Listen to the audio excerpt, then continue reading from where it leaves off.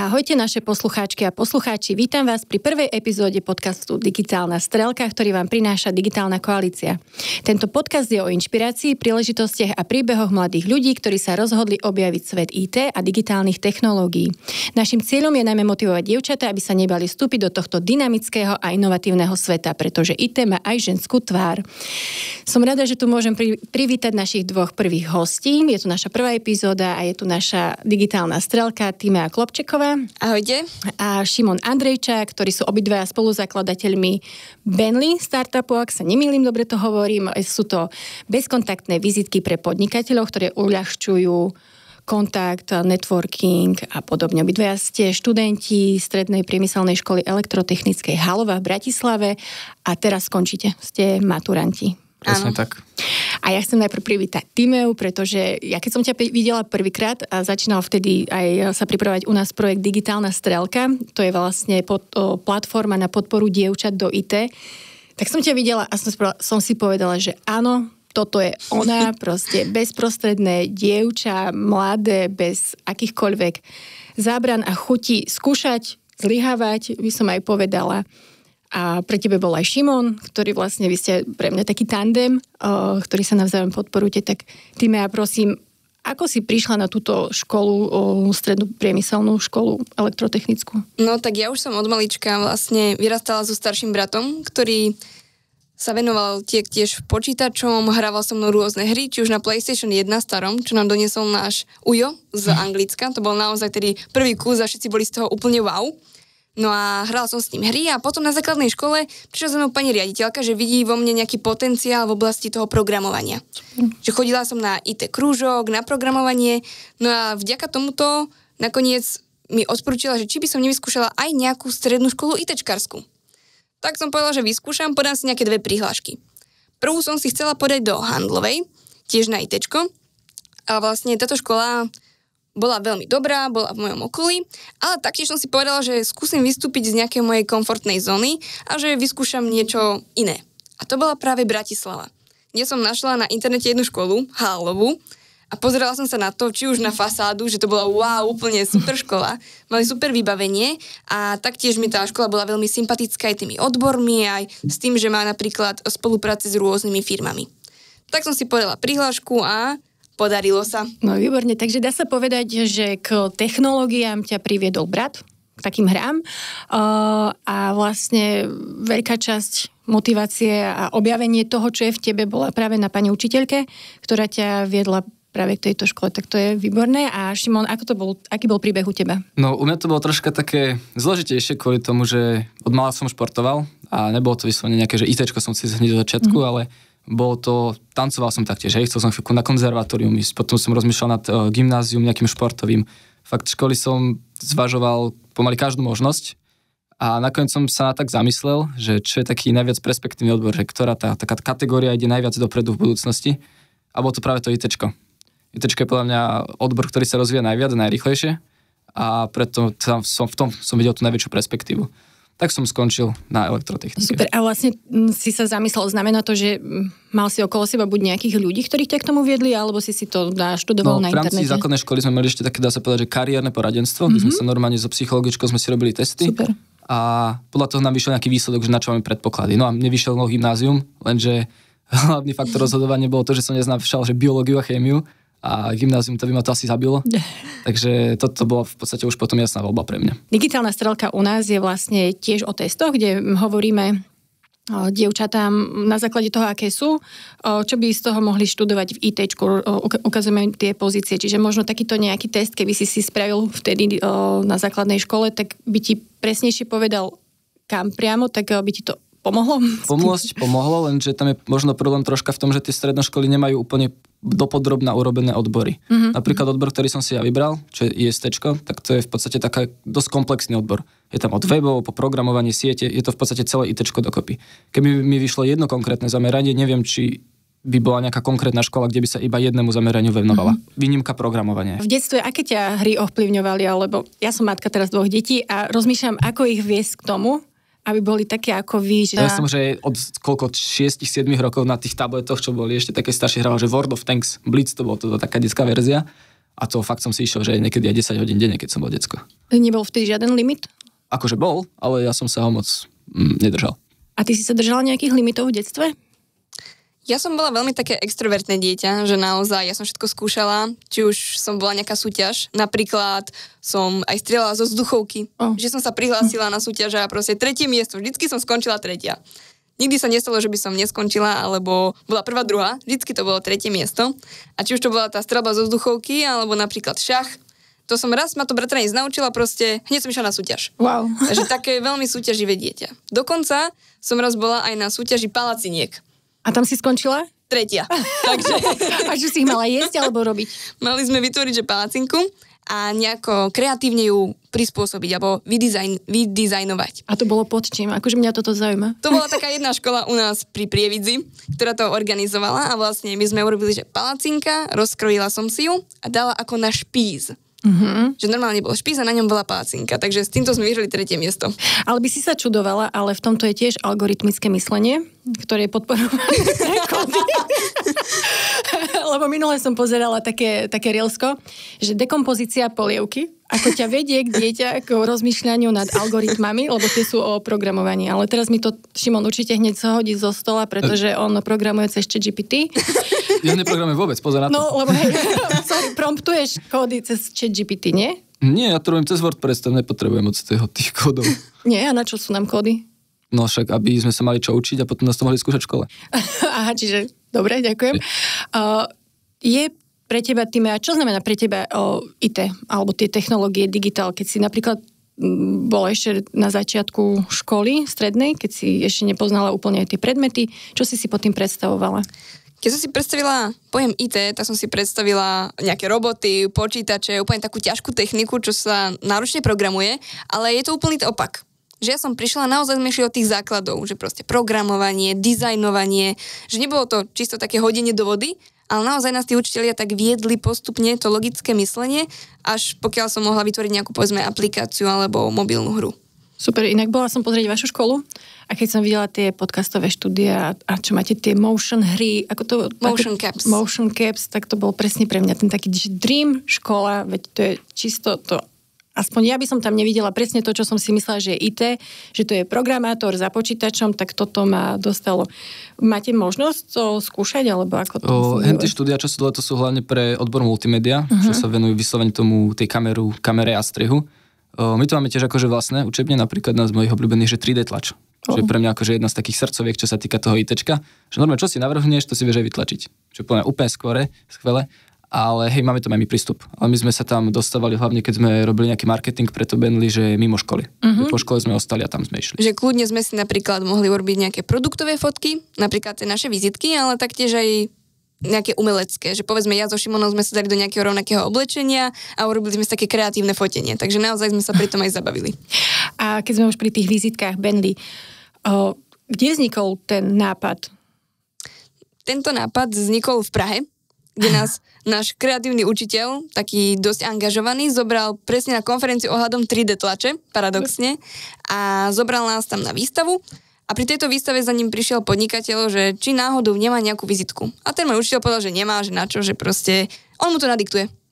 Tak mu to nadiktoval a keďže po česky a po slovensky tie čísla znejú inak, tak sa proste pomýlil a napísal iné číslo a už sa nikdy neskontaktovali. A ja som povedala, že však ja mu týkam, že Maťo, že ja ti urobím novú vizitku. Nejakú papierovú, úplne obyčajnú, môžeš to rozdávať. On povedal, že on také proste nechce, že na čomu budú také vizitky, že proste každý to zahodí. Tak sme prišli s nápadom, kedy sme mali obyčajnú plastovú vizitku a na ňu sme si polepili takú nálepku. A napísala som tam jeho meno, akože nadizajnovala som mu to a neskôr aj nakodovala. Používal to. Bola to úplne otrasná vizitka. Takú vizitku by som v živote nenosila. Naozaj sa to, že po 2 dňoch to už išlo dole. Bolo to, že hrnozné podľa mňa. Ale neskôr sme to vylepšovali a naozaj sme sa dostali do takého štádia, že tá vizitka už sa predáva pomaly všade. Mega. A vy ste vlastne... To Bentley ste zo skupenie zo školy, hej? Áno, v rámci školy sme sa našli. My sme v podstate spolužiaci a ešte sa k nám pridal potom dievča, ktoré je s tým na intraku a je v vedľajšej triede. Ona je presne tie multimédia, čiže nám vedela pomôcť tým fotením s nejakou grafikou a dizajnom. V 3. ročníku mali možnosť si vyskúšať mať študentskú firmu, kde sme boli 12 vybraní z triedy, ja som tam bola zase jediná žena, ako vždycky. A prečo? Akože... No nebolo ich viac. Bola som totiž to sama v triede a vybrali ma tiež ako Human Capital, HR. HR a vybrali ma tam ako HR s tým, že som im pomáhala a trošku som ich tak ukludňovala, ale taktiež som ich pomáhala aj s projektovým riadením. No a vlastne snažili sme sa vytvoriť interaktívnu aplikáciu na zber odpadu. A s touto aplikáciou sme vyhrali všetky tieto kategórie, ktoré malo Junior Achievement Slovensko a postupili sme do finále do Katánie, kde sme taktiež so Šimonom reprezentovali celé Slovensko, takže naozaj to bola taká unikátna súťaž, kde sme mali veľa kopec zážitkov. Týmea, keď ťa tak počúvam, vlastne v tvojom živote mali dosť veľkú rolu učitelia, aj u teba, lebo vďaka tomu si stretol Týmeu. No, akože ja mám učiteľov aj doma. Sestra to študuje, mama učiteľka je, takže ja si musím už žiť nejako. No. Takže vlastne áno, aj teba ovplyvňujú dosť učitelia. No, že sú to... z 90% určite, hej. Takže, a kto ešte okrem nich pre vás sú také vzory? Tak čo sa týka, určite otec, ako rodičovský vzor nejaký, a čo sa týka nejakého toho biznisového zamerania, tak u mňa to je asi pán Strigač, hlavne. Bol dlhé roky CEO vo Sajjiku a teraz išiel na pozíciu na CEO do Vestechu. Týmea, tvoj?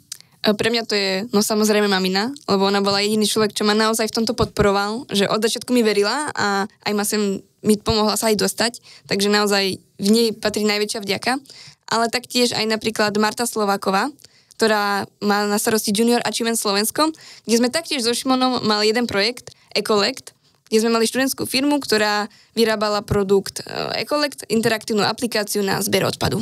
Prečo si myslíte, že je tak málo dievčat v IT aj na stredných školách vlastne, ako je vizitkou je aj Týmea, že je vlastne jedno dievča v triede a môžete kľudne najprv Týmea povedať, prečo si myslí z pohľadu dievčaťa, aké sú prekážky a potom Šimon, že prečo si aj možno myslíš, že to je škoda, že je tak málo báb v ITčku. Podľa mňa vždy, keď sa povie ITčkar, tak si človek predstaví nejakého chlapca, určite chlapca, ktorý je nejak buď zhrbený, je za počítačom a naozaj, že celé dni programuje, ani nevychádza von, ale toto je úplný opak. No ale tieto dievčatá to nevidia. Že naozaj, keď sa povie ITčko a povedia doma, že chcú študovať IT, tak ich zvyčajne rodičia povedia, že nie, budeš povedzme kozmetička, kaderníčka, budeš sa venovať povedzme zdravotníctvu, že naozaj takým tým poväčšine ženským oddeleniam. Takým klasickým a ešte takým z histórie pre nás dané. Presne. A toto ich často odrádza, ale podľa mňa, koho to ITčko naozaj baví, ktorú slečnú, tak tá do toho isto pôjde. Takže táto určite skúsi. Len musí to predtým objaviť. No a tam je ten problém, že zvyčajne nemá ako. Nemá cez čo to objaviť. Že zvyčajne si podá prihlášku a ani nevie kam.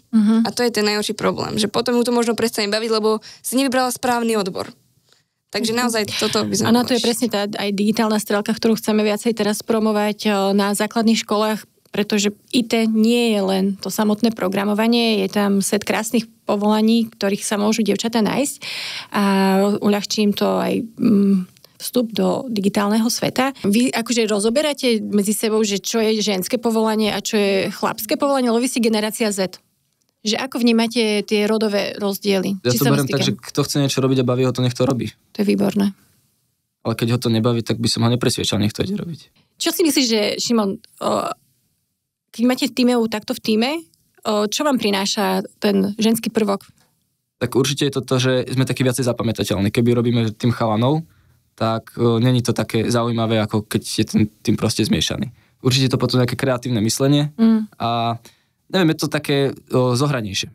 Keď máte tým chalanov, tak oni majú všetci nejakú podobné nastavené tie veci, ale že na to proste tak okorení viacej. Ja som si napríklad všimla, že keď sú čisto iba mužské skupinky, tak sú takí tí chalani, že sa nesnažia. Aha, akože ak sa nesnažia, nechcú dosiahnuť nič? Ako keby boli takí, že spokojní a lenivejší, ale ako náhle tam majú to dievča, tak majú záujem kvázi nejak tú ženu prekvapiť istou formou. To je milé, že aj sa možno pretekajú. To bude nie možno medzi sebou, ale vidím takú, že sa viacej snažia minimálne. To je super. Šimon, máš pocit, že sa viacej snažíš? No práve, že neviem.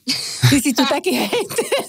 Alebo ja viem to povedať napríklad s tým Ecolectom, lebo tam sme boli fakt, že tým cháno a Týma tam bola jediná baba a tam som robil, že veľmi dobre.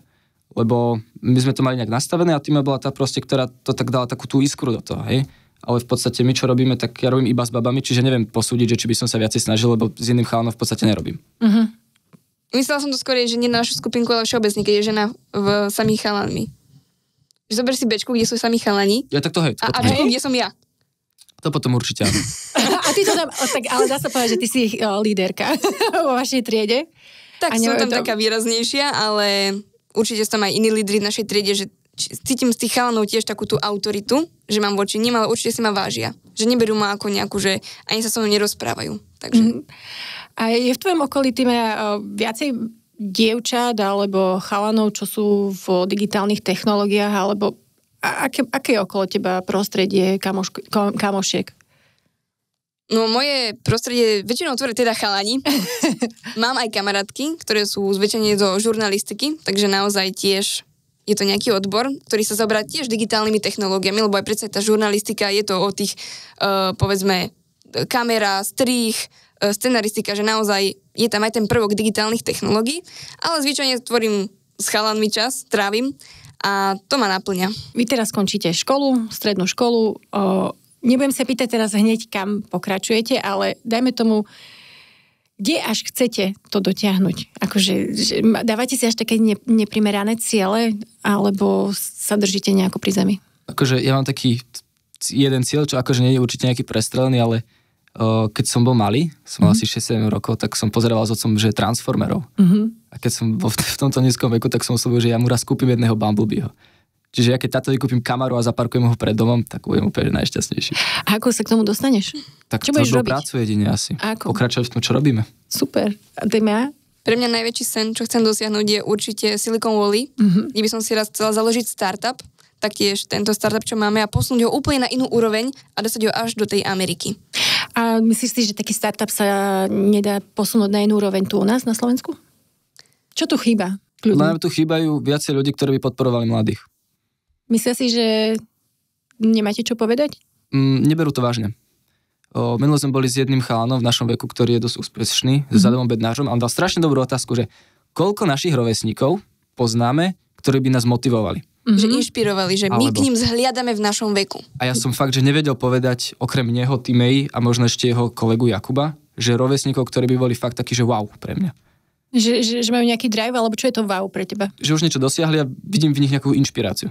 A nie sú, že povedzme, že 30 roční, ale naozaj v našom veku a povedzme do 25-ky, taký, že čo, ja by som sa k nich chcela priblížiť, alebo byť ako oni. Že nemáme taký vzor. Lebo momentálne my s tým, čo robíme, pretekáme so 40-kmi, hej?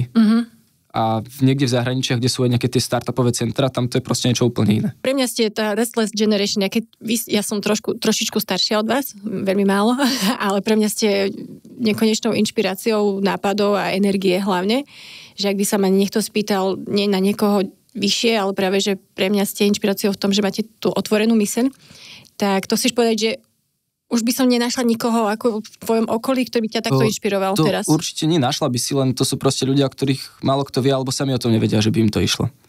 Že troška viacej sa o tých mladých možno zaujímať a dávať im nejakých viac príležitostí. O nejaký mentoring aj? Áno, určite. Jasne. Lebo ja čo akože vidím z môjho pohľadu je, že ja som na tom prelome medzi vami, vašou generáciou a tou staršou generáciou, taký ako keby most, že tí starší majú nejaké pravidlá, ktoré asi niekedy aj sedia, ale vy mladší máte, nie že ako ich obísť, ale ako ich okoreniť, doplniť a ako to možno urobiť lepšie, zaujímavejšie. Tak asi taký stred, niekde taká platforma vám na takúto podporu toho šialeného, čo máte v sebe, chýba.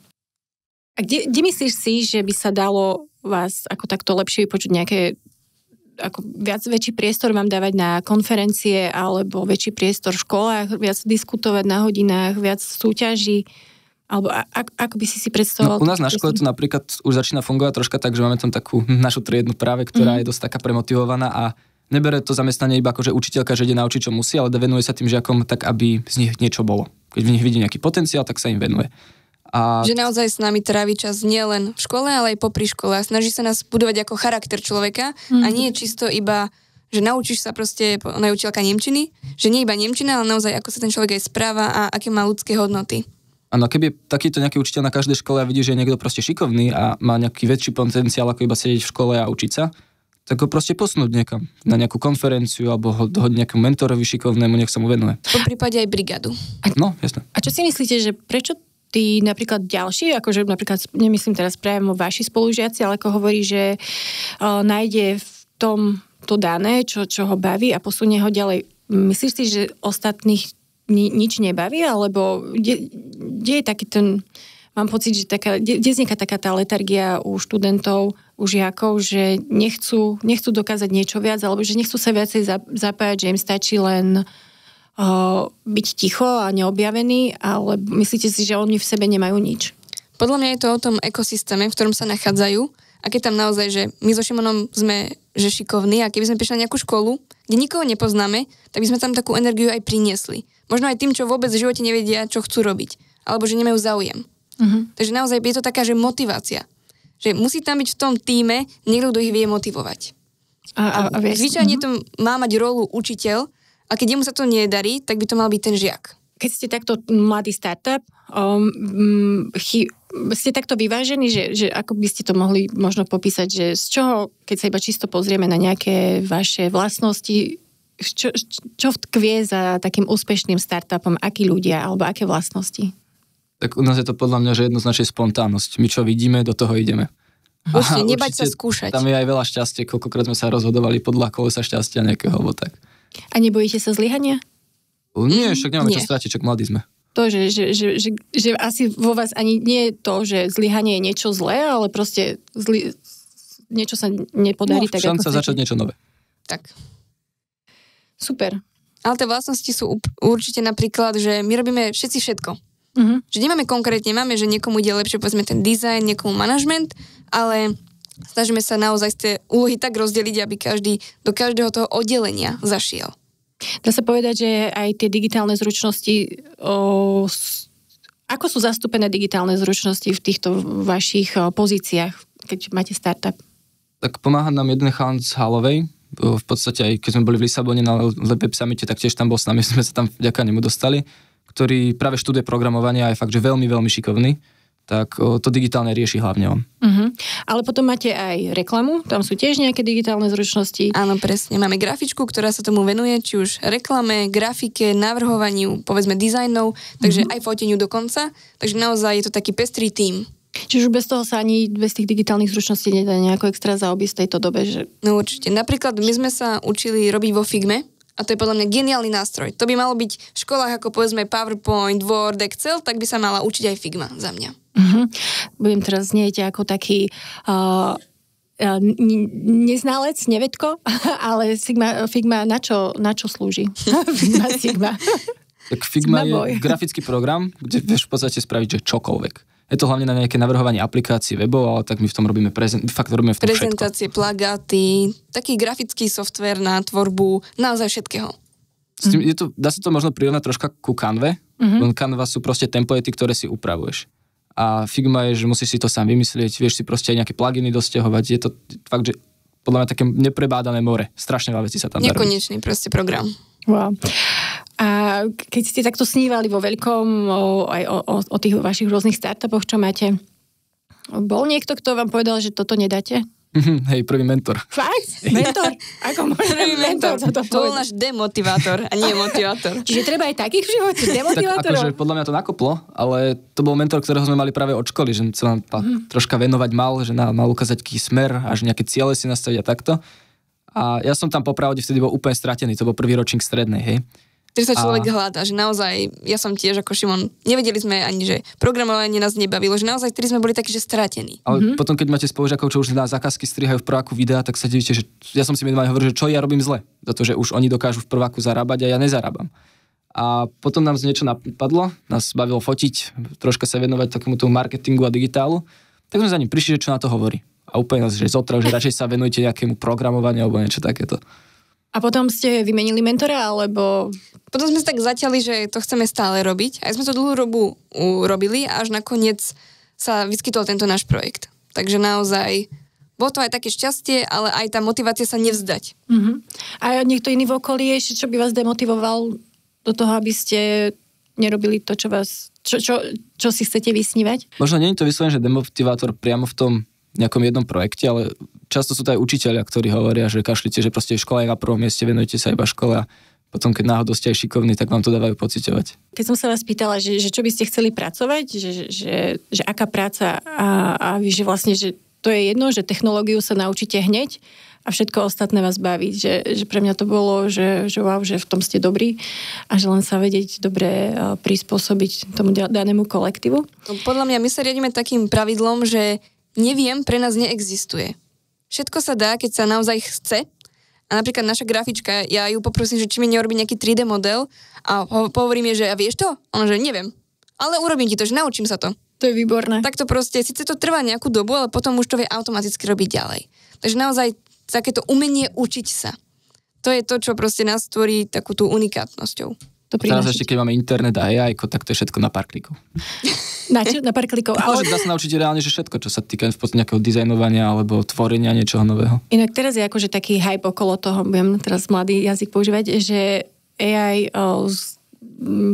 ako keby pri príchodom AI sa stávate viacej lenivým a prestávate ako keby písať tie práce, ale máte o tom aj vy takýto pocit na to AI akože... Vysokoškolské? Nie, na strednej, alebo že vlastne referáty, alebo takto, že to všetko iba naťukáte do AI a toho sa ako keby táto spoločnosť bojí, že prestávate rozmýšľať. Používam tiež aj u nás vo firme, ale nie na to, že by to úplne nahradilo to, čo mám napísať, ale že by som vedela, že aký aj iný môže byť tam smer, že či rozmýšľam fajn, alebo viem to nejako doplniť. Používate ho aj vy takto, alebo len čisto na ofejkovanie nejakých vecí? Tak ako podľa mňa hlavne na tú prácu, však ako vravíme, že AI je náš najlepší kamarát. On niekedy vie podľa mňa mi čítať myšlienky. Už v takej forme je. Že som si ho vybudovala. Akože čo napríklad? Že ten program, to AI sa buduje tým, čo do neho dávate. A tým, že naozaj sa s ním nie že pomaly rozprávam, ale ja ho používam ako Google. Namiesto Google používam Chata. No a vlastne už som ho tak vycvičila, že keď sa opýtam na nejaký náš projekt, tak automaticky o tom projekte mi vie povedať už informácie. Aha, preto keď som sa ho dnes opýtala, že aké projekty na Slovensku máme na podporu dievčat do IT, tak mi hneď ako prvé vyskočila digitálna strelka. Je to tým možno určite. Dobre, takže nebojíte sa AI. Akože podľa mňa tiež ľudia dosť lenivejú pri tom, ale keď si vedia nejak nastaviť hranice, že čo je ešte normálne, čo nie, tak je to v poriadku podľa mňa. A čo by ste vy odkázali poprvé vašej generácii a generácii trochu od vás staršej, aby hoci čo môžete odkázať? Tak za mňa, mojej generácii určite to, že sú mladí, je najväčšia výhoda, akú momentálne môžu mať, tak nech skúšajú veci. A tým starším? Nech dávajú priestor mladším skúšať nové veci. To je výborné. Ja súhlasím asi so Šimonom. Toto naozaj je to gro, že ak tí mladí nebudú mať kvázi šancu vyskúšať si povedzme praxovať alebo vyskúšať priamo tú prax, tak proste nemajú šancu sa naučiť.